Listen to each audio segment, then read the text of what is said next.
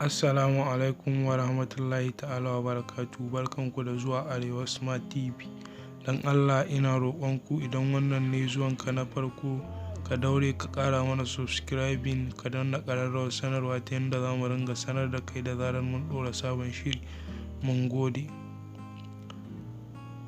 Sanarwa a game da ƙayataccen shirin nan mai farin jini wato alaƙa.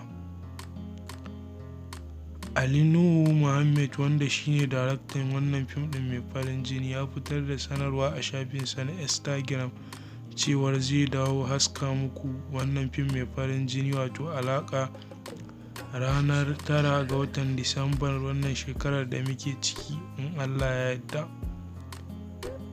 Masu kallo zan so a ce kun tara kun ga yadda alaƙa zai kasance a cikin wannan satin da za mu shiga.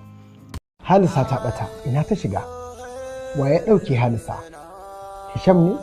Anti Hauwa? Ciska? Audu Luluwa? Hamisu Wada? Ko ma waye? Ku zauna cikin shiri, jira ya ƙare.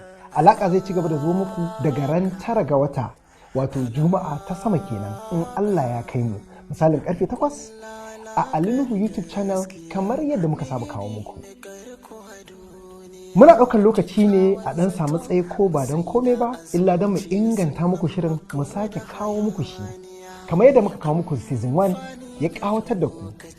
Haka zalika season 2 da ya zo ya fi shi. Season 3 ma kuma yanzu yake ƙara jan hankalinku.